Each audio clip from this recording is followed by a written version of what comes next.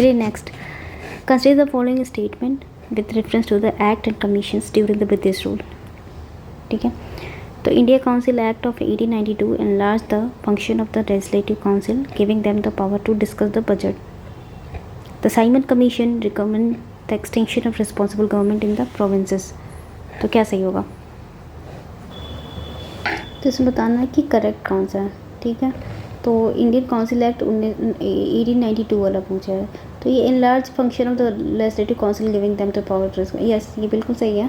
ठीक है, और ये साइमन कमीशन का रिकमेंड किया था कि extension of responsible government in the province, ये भी बिल्कुल सही है। ये लक्ष्मीकांत से हिस्टोरिकल बैकग्राउंड वाला जो चैप्टर है उससे लिया गया है। और ये साइमन कमीशन कब आया था वैसे? साइमन कमीशन 1930 में आया था, मतलब 30 में इसने रिपोर्ट सबमिट कर दी थी। ठीक है, तो इसने क्या क्या रिकमेंडेशन दिया था साइमन कमीशन ने? तो इसने डायरकी का एबॉलिश करने के लिए बोला था। ठीक है, और एक्सटेंशन करने के लिए responsible government in the province में रिस्पॉन्सिबल गवर्नमेंट एक्सटेंड करने को बोला था। ठीक है, और क्या बोला था इसने कि एक फेडरेशन ऑफ ब्रिटिश इंडिया और प्रिंसली स्टेट का इस्टेब्लिशमेंट हो। ठीक है, और कंटिन्यूएशन ऑफ कम्युनल इलेक्टोरेट का मतलब बंद करने के लिए बोला था, उसको कंटिन्यूएशन में रखो। ठीक है, जो कम्युनल इलेक्टोरेट था ना उसको। क्या नेक्स्ट क्वेश्चन नंबर 9, तो इसमें ये मैच द कॉलम है और बताना है कौन कौन से सही हैं। सिर्फ 2 कोई सही हो सकता है। ठीक है, तो फर्स्ट शेड्यूल क्या है और थर्ड शेड्यूल है, ये 4th और 6th, तो आप पढ़ लो। फर्स्ट में नेम ऑफ स्टेट यूनियन, तो इसमें ये पहला फर्स्ट शेड्यूल। ठीक है, फर्स्ट शेड्यूल में name of state and union territories of India, ये बिल्कुल सही है। ठीक है, मतलब आर्टिकल 1 से 4 तक है इसमें फर्स्ट शेड्यूल में।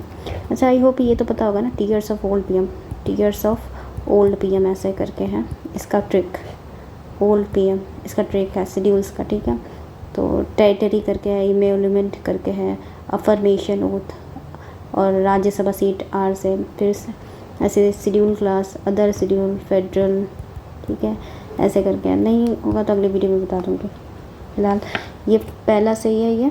ठीक है, और सेकंड पेयर भी सही है। तो इसमें थर्ड शेड्यूल में है ना टीयर्स, TEA, affirmation, oath and affirmation, A, तो ए यानी थर्ड से form of oath and affirmation. अच्छा, इसमें एक पॉइंट वो नोट करने की बात है कि किसके अफर्मेशन की बात की गई, किसके ओथ के। तो इसमें कौन एक्सेप्शन और किसकी बात की गई है? तो पहली बात यूनियन एंड स्टेट मिनिस्टर का ओथ है इसमें। ठीक है, और ऐसे एक election to the parliament and state legislature में जितने इलेक्शन कैंडिडेट्स होते हैं ना उसके, मतलब MP MLA के। ठीक है, MP MLA के हैं। ठीक है, और जजेस of supreme court, high court और सुप्रीम कोर्ट के जजेस के हैं। ठीक है, कंप्ट्रोलर कैग का भी होता है। और किसका नहीं है ये उससे भी ज़्यादा इम्पोर्टेंट है। तो किसका नहीं है, एक्सेप्शन क्या है इसमें? एक्सेप्शन कौन है इसमें? थर्ड शेड्यूल में किसके ओथ नहीं दिए हैं? तो प्रेसिडेंट। ठीक है, प्रेसिडेंट, वाइस प्रेसिडेंट, BP, और किसका नहीं है? गवर्नर का, और मेंबर ऑफ इलेक्शन कमीशन। ठीक है, ECI का नहीं है, और अटॉर्नी जनरल एक्सेट्रा का नहीं है। तो मतलब ये इंपॉर्टेंट है कि प्रेसिडेंट, BP, गवर्नर, ECI इन लोग का नहीं है। किन लोगों का है बस ये याद कर लो। कैग का है सुप्रीम कोर्ट हाई कोर्ट जजेस का है, और MP MLA का है। यूनियन स्टेट, ये जितने आपके यूनियन स्टेट मेंबर होते हैं ना उनका है। ठीक है, तो ये दोनों सही हो जाएगा, बाकी ये दोनों ऑटोमेटिकली गलत हो जाएगा बिकॉज इसमें ऑप्शन ही ऐसा है। ठीक है, तो ये इसका आंसर हो जाएगा B। ठीक है, और ये फोर्थ भी दे लेते हैं। फोर्थ क्या है ना, इसमें दिया इवैल्यूमेंट and privilege for the chairman of Rajya Sabha. तो ऐसा नहीं है, सीट एलोकेशन राज्यसभा का सीट का दिया है फोर्थ में। ठीक है, टीयर्स ऑफ ओल्ड पीएम था ना, तो ये R का सीट है ये। ठीक है, ये सीट दिया है फोर्थ में। और इवैल्यूमेंट वाली बात तो ई में है, ठीक है, सेकंड शेड्यूल में, T years of old PM entry बताएगी ना, ठीक है। और ये इसलिए गलत हो जाएगा। सिक्स्थ में, तो सिक्स्थ में इसमें दिया है कि नागालैंड, मणिपुर, अरुणाचल प्रदेश, तो इसका भी एक ट्रिक है कि एटीएम में मनी नहीं है, एटीएम स्क्वायर में मनी नहीं है, मनी नहीं है, मतलब ये मणिपुर इसमें नहीं है, बाकी अरुणाचल प्रदेश, त्रिपुरा, ठीक है। और इसमें सॉरी अरुणाचल प्रदेश नहीं, असम, ठीक है, ए से असम है, मेघालय है, त्रिपुरा है और मिजोरम है, और मनी नहीं है, मतलब मणिपुर नहीं है, ठीक है। तो ये सिक्स्थ शेड्यूल का हो गया। T years of old PM, T years of old PM है ना, तो 1 2 3 4 5 6 ये अदर शेड्यूल में, ये अदर शेड्यूल में ये आता है, ठीक है, अदर में, एटीएम में स्क्वायर नहीं है।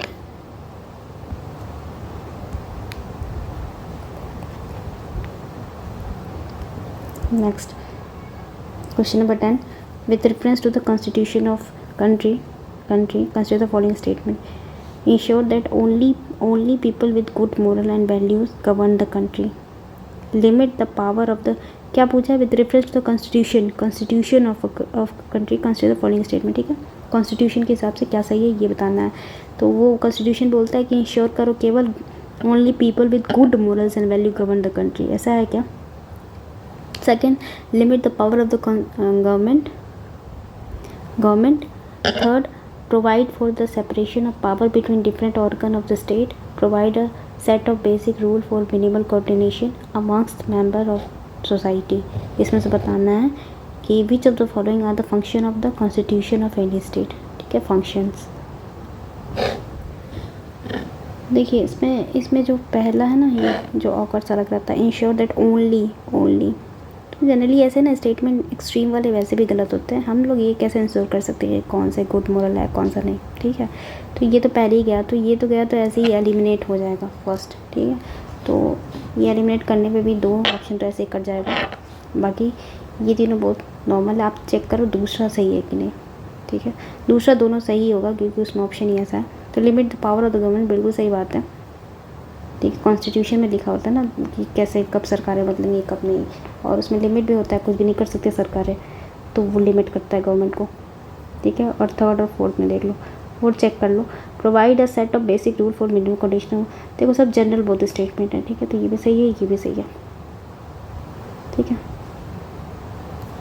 नेक्स्ट क्वेश्चन, सिटीजन मीन्स,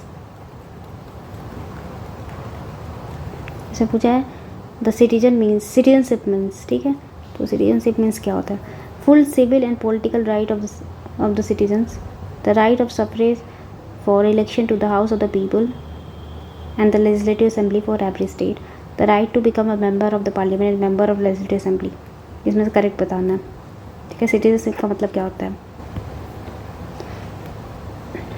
तो इसमें ये देखो आर्टिकल 5 से 11 तक है ना सिटीजनशिप, ठीक है। तो ये सब कुछ सही है, full civil and political right of the citizen मिलता ही है, ठीक है उसको, और मतलब ये भी सही होगा, राइट ऑफ सफरेज वोट करने का, ठीक है, अधिकार मिलता है उसको।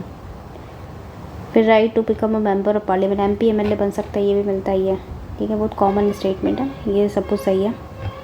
और ये क्वेश्चन आया था, ये क्वेश्चन PYQ है, UPSC CDS 2014 में आया था, ठीक है। सिटीजनशिप टॉपिक का रखने का भी दिया है। नेक्स्ट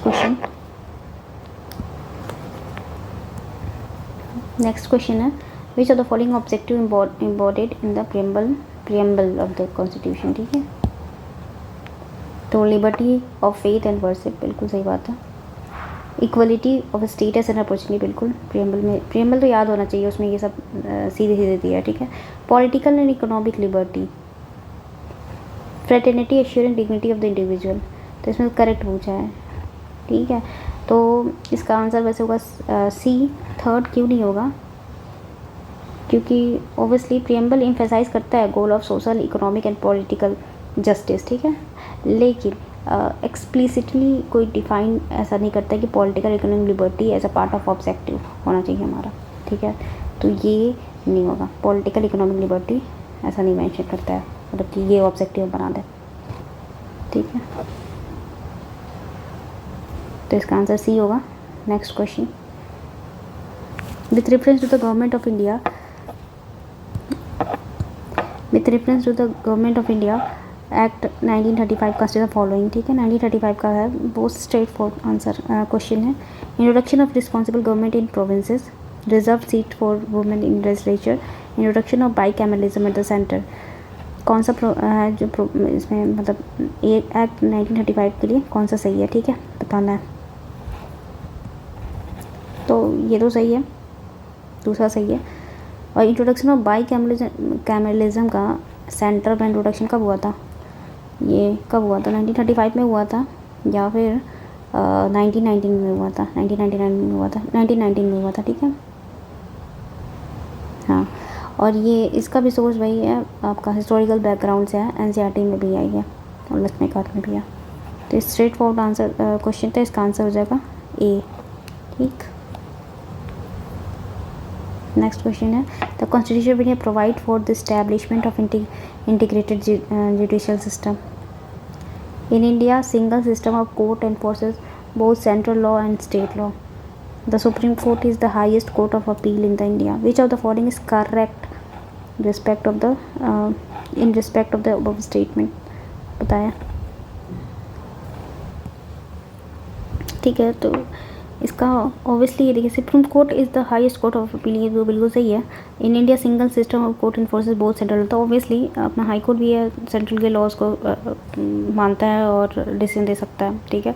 तो ये है इंटीग्रेटेड, एक्चुअली हमारा जुडिशल सिस्टम जो है इंटीग्रेटेड है पूरा, ठीक है। तो ये दोनों जो स्टेटमेंट हैं, ये देखो, ये constitution of India provides for the establishment of an integrated judicial system. तो ये इसका आंसर वैसे ए होगा। Both statement 2 and 3 are correct and both of them explain statement 1, ठीक है। ये इसको जस्टिफाई करता है, ये दोनों स्टेटमेंट, ये बहुत स्ट्रेट फॉरवर्ड स्टेटमेंट्स हैं नीचे वाले, जो कि इसका रीज़न है ये ऊपर वाला इंटीग्रेटेड जुडिशियल सिस्टम हमारा है, इसलिए ये सब चीज़ें संभव हैं। तो इसका आंसर ए हो जाएगा, ठीक है। ये एनसीईआरटी का भी है और लक्ष्मीकांत में भी दिया है। On 26 November 1949 which of the following provision of the constitution of India came into effect, ठीक है। तो मैंने पहले ही बोला था ना कि 26 नवंबर 1949 को बन के तैयार हो गया हमारा कॉन्स्टिट्यूशन, ठीक है। और ये कुछ उस समय आर्टिकल इन्फोर्स हुए थे, बट बाकी आपके 26 जनवरी 1950 को हुए हैं। क्यों? क्योंकि नेहरू जी ने 1930 में बोला था कि उसी दिन हमारा ऐसा रिपब्लिक हम मनाएंगे, ठीक है। तो इसीलिए उस दिन ये सारे आर्टिकल जो बचे थे वो उस दिन इन्फोर्स हुए थे। तो यूपी पीसेस में ये पूछता भी है, ठीक है, उस दिन कौन सा इन्फोर्स हुआ था, अगले साल को, मतलब 26 जनवरी 1950 को कौन सा इन्फोर्स हुआ था। एक बार ये क्वेश्चन आ चुका है पीसेस में। तो इसका आंसर बताएं। इसका आंसर देखें, 26 जनवरी 1949 में 3 मेजर प्रोविज़न जो कि इलेक्शन, सिटीजनशिप और प्रोविजनल पार्लियामेंट, ठीक है। इलेक्शन यानी ये इसका आंसर ये हो जाएगा, ये 2 सिटीजनशिप और कौन सा प्रोविजनल पार्लियामेंट, ये तीनों था ना जो एकदम बेसिक था, वो उसी दिन इन्फोर्स हो गया था 26 जनवरी 1949 को, ठीक है। और फिर अगले साल 26 जनवरी 1950 को ये हुआ था, ये इन्फोर्स होता फंडामेंटल राइट एंड बाकी की चीज़ें। तो ये क्वेश्चन कब आया था? ये क्वेश्चन यूपीएससी सीडीएस 2016 के पेपर में आया था, सीडीएस में, ठीक है। और ये एनसीईआरटी में भी है और लक्ष्मीकांत में भी है, मेकिंग ऑफ कॉन्स्टिट्यूशन वाले पार्ट में, चैप्टर में। Consider the following, next question है, consider the following statement regarding constituent assembly of India, ठीक है। पहला statement, it was constituted based on the provision of the Mountbatten plan के आधार पे हमारा कॉन्स्टिट्यूशन बना था। Representative of the provincial legislative assemblies to the constituent assembly were elected indirectly by their member, ऐसा था। The seat of the constituent assembly were allotted to the British India provinces based on their population के basis पे। The representative of the constitution assembly from princely state were nominated by the ruler of princely state। तो कौन सा correct है ये बताना है। तो ये तो आपको पता होगा कि माउंट बैटन प्लान नहीं, कौन सा प्लान था, कौन सा प्लान आया था, कैबिनेट मिशन प्लान, ठीक है, cabinet mission plan, cabinet mission plan 1946 में आया था, ठीक है। उस समय क्लीमेंट एटली के पीएम थे, क्लीमेंट एटली पीएम था, वही भेजा था। और इसमें और एक चीज़ थी कि हाँ, इसमें इस कैबिनेट मिशन में 3 मेंबर थे, ये भी क्वेश्चन पीसीएस में आता ही है, ठीक है। तो कौन कौन से थे, एक लॉर्ड पैथिक लॉरेंस था, ये सेक्रेटरी ऑफ इंडिया था पैथिक, और एक था सर स्टैफर्ड क्रिप्स, सर, ये प्रेसिडेंट था बोर्ड का, ठीक है, ये president actually board of trade का था ये। और लास्ट था एवी अलेक्जेंडर, ठीक है।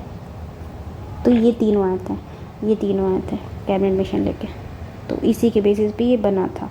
तो फर्स्ट इसका, अगर जिसको ये भी पता होगा ना, तो ये एलिमिनेट वैसे भी हो जाएगा। ऐसे क्वेश्चन यूपीएससी में अक्सर आता है एलिमिनेशन वाला। तो इसका आंसर हो जाएगा बी, ठीक है। बाकी पढ़ लें। Next, which of the following statement are correct about the constitution of India? Duties and power of the CAG are provided under part 5, ठीक है। Election related provision are provided under part कितना है, 14 of the constitution. Provision related to the scheduled and tribal area are provided under part 10 of the constitution. बताएं, correct बताना। तो ये बिल्कुल सही है, पहला वाला कैग पार्ट 5 में है, ठीक है, कैग पार्ट 5 में है। और आर्टिकल इसका कैग का कितना है, कैग का 148 से 151, ठीक है, यूनियन में आता है, पार्ट 5 है ना, यूनियन में कैग आता है। ऐसे ही सेकंड वाला जो है, ये सेकंड वाला इनकरेक्ट है, क्यों? क्योंकि पार्ट 14 में इलेक्शन किस में है, 324 आर्टिकल 324 से 329A तक होता है ना इलेक्शन। तो ये किस में है, पार्ट 15 में है, ठीक है, 15 में, पार्ट 15 में इलेक्शन है, हाँ। और पार्ट 14 में क्या है, पार्ट 14 मतलब 308 से 323 पार्ट 14 है। तो इसमें पार्ट 14 में ऐसे जनरली पूछता नहीं है, but service under union and state services हैं, ठीक है, सर्विसेज हैं पार्ट 14 में सर्विसेज है, ठीक है, 308 से 323। और बाकी थर्ड वाला पार्ट 10 तो सही है, ट्राइब वाला, ठीक है। और ये भी एनसीईआरटी का है और लक्ष्मीकांत में भी है ये question. Next question, consider the following regarding India.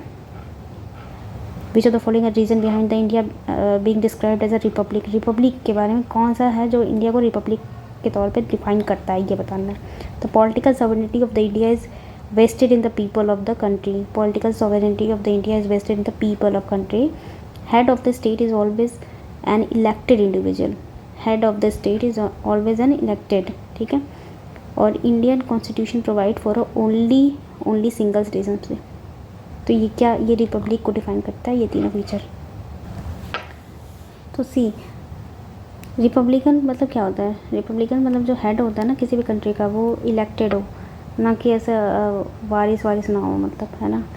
तो हेड ऑफ द स्टेट हमेशा इलेक्टेड होना चाहिए, ये बिल्कुल सही बात है। Political sovereignty of the India is vested the people of the country. ये पॉलिटिकल सॉवरेनिटी जो है ये भी vested in the people of the country, ये तो है ही इंडिया का, ठीक है। तो ये भी रिपब्लिक को जस्टिफाई करता है। और head of the always elected individual, जो हमारे प्रेसिडेंट है वो हमेशा इलेक्टेड होंगे, ठीक है। और मोनार्कियल जो होते हैं वो ब्रिटेन में, तो उनका वो वंशज चलता है ना उधर। और फिर तो इसलिए वहाँ पे वो रिपब्लिक नहीं कह सकते हैं उनको, ठीक है। Indian constitution provide for only, तो ये फैक्चुअली करेक्ट है ये वाला, जो Indian constitution provide for only citizen obviously, but इसको ये रिपब्लिक को जस्टिफाई नहीं करता, ठीक है। थर्ड वाला गलत हो जाएगा इस क्वेश्चन के सेस में। तो ये बहुत मैटर करता है, हम ऐसे ही इसलिए मिस्टेक करते हैं पेपर में, मेरे साथ तो बहुत होता है कि क्वेश्चन को अच्छे से ऑब्जर्व नहीं कर पाते और जो फैक्चुअली सही है उसको सही कर देते हैं बिना देखे कि क्वेश्चन में एक्चुअली पूछा क्या है। तो इसमें बहुत ध्यान देने वाली बात होती है। तो ये एक्चुअली ये फैक्चुअली सही है, बट इस क्वेश्चन के हिसाब से बिल्कुल सही नहीं है, ठीक है। तो हम ये करते हैं, ये करते हैं, ये करते हैं।